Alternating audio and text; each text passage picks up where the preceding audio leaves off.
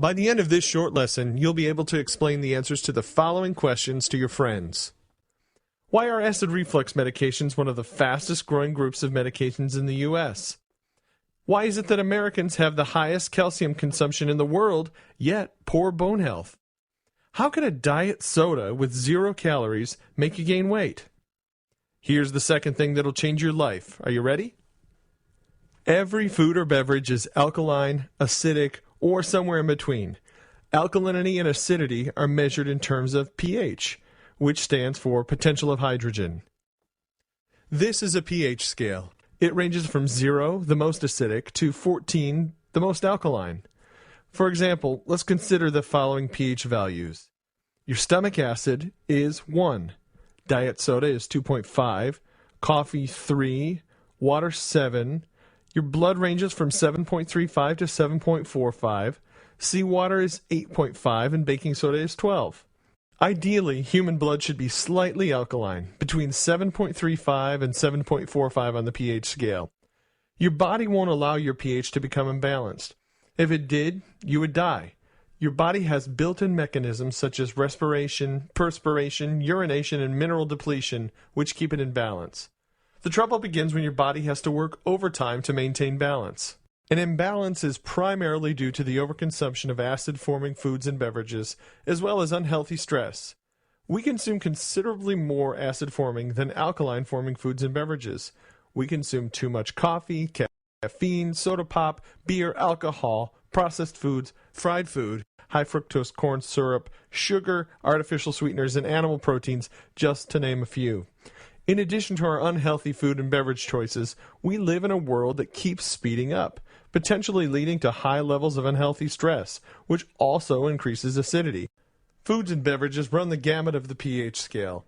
There are a few general rules. Animal products are for the most part acidic.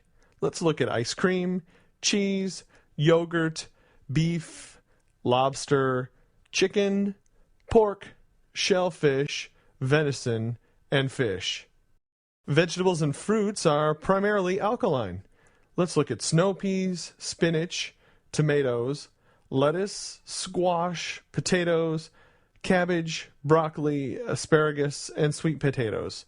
And fruits, let's look at oranges, bananas, grapes, cherries, grapefruit, mangoes, raspberries, watermelons, lemons, and limes. I know you're thinking we got this wrong. Lemons and limes are acidic, right? Well, the classification of whether a food or beverage is acidic or alkaline is based on the effect it has on the body after digestion. For example, lemons are extremely acidic in their undigested form. However, their end product after digestion is more alkaline, making lemons alkaline-forming in the body. A simple way to increase the alkalinity of a glass of water is to add a slice of lemon or lime. Let's see where popular drinks fall on the pH scale. We have soda, beer, coffee, alcohol, and tea. And how about water? Well, let's look at distilled water, bottled water, spring water, and mineral water. Another general rule is the more processed the food, the more acidic it will be. However, just because a food or beverage is acidic doesn't mean it's unhealthy. Blueberries and walnuts are both acid-forming foods, but they have tremendous health benefits. It's more important to pay attention to the overall trend. Remember when we said Americans eat a diet rich in acidic foods?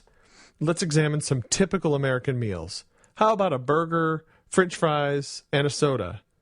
Or a steak, baked potato, and glass of wine?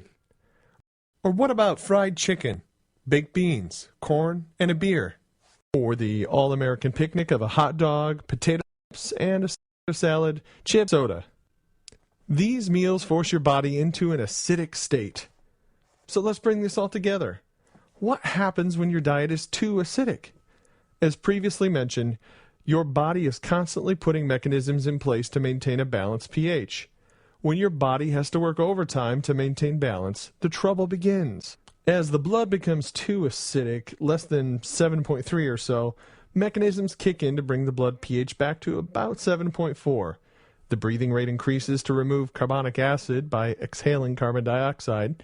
The kidneys increase the acidity of the urine. Minerals begin to be leached out of the body, and the blood pH is quickly back to normal. Here's the kicker.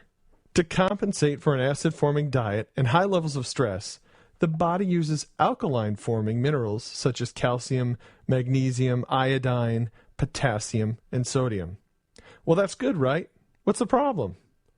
The problem is that by eating diets rich in acidic foods, Americans are forcing their bodies to use these precious minerals to achieve balance. Let's take a look at some health problems related to an acid-forming diet and high levels of stress. One of the fastest growing categories of medications in the U.S. are medications that relieve acid reflux. These medications relieve the discomfort, but are they truly fixing the problem? Ask yourself, why do I have acid reflux in the first place? Acid reflux medications are simply introducing alkaline-forming compounds in your body to counteract an acid-forming diet. This program has helped many people completely do away with acid reflux medications simply by improving the quality of foods and beverages they consume. The U.S. has one of the highest calcium intakes in the world, but still has poor bone health when compared to other countries. Why? If we're consuming enough calcium to keep our bones healthy, what's the problem? An acid-forming diet forces your body to leach alkaline-forming minerals, such as calcium, to neutralize the pH of your blood. One of the major culprits is the overconsumption of acidic beverages, such as soda, coffee, energy drinks, and alcohol. And what is the #1 source of calories in America? Soda pop. The average American drinks over 46 gallons per year. Many people might say, "It's okay, I drink diet soda." We've heard of people having maybe 3 or 4 or even up to 10 diet sodas a day. Why not? There's 0 calories, right? What if the very thing that you thought helps keep weight off actually put weight on? How? Diet sodas, as well as regular sodas, contain phosphoric acid. Phosphoric acid is right next to battery acid on the pH scale. Constantly flooding the body with an acidic beverage, as we now know, results in the leaching of many minerals. We discussed the leaching of calcium, but now let's focus on iodine. Iodine helps support the health of the thyroid gland. Without iodine, the thyroid cannot work properly. One of the main functions of the thyroid is to regulate the body's metabolism.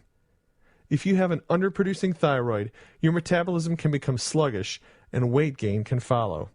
And that's how a drink with 0 calories can cause you to gain weight. So tell me, how do I balance my body's pH? It's simple. 2 things: R&R and proper diet.